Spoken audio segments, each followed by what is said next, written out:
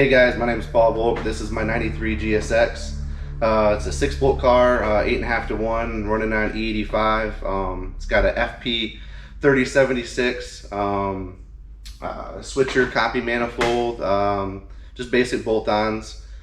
This car used to belong to my buddy Dan Kaysen. Went with him to Ohio to buy this car back in 2009, and he was pretty proud of it, and we had a lot of fun working on it over the years. It's running a lot of my Volk Metalcraft parts from the beginning of the company started. So Danny actually passed away in 2019, so I was fortunate enough to have the opportunity to buy this car recently, and figured I'd get back into DSMs and have some fun with it, you know, kind of in remembrance of Danny. So hoping to make some good power with it today and see what we can do.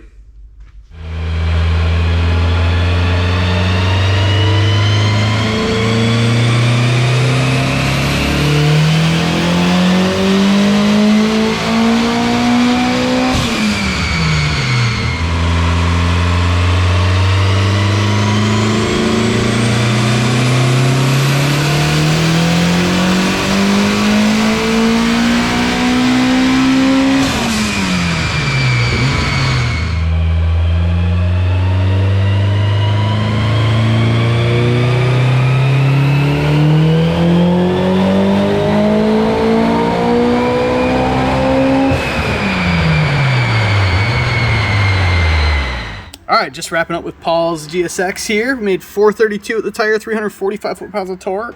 It's got a good looking power curve. That is why we love those crane cams. They just work well in a high back pressure environment. We are out of turbocharger. This thing's like a 50-pound-a-minute charger. It was spiking to 29 pounds on the hit, falling to 26 towards the end of it there, even though the power curve doesn't represent that, but that's what it was doing.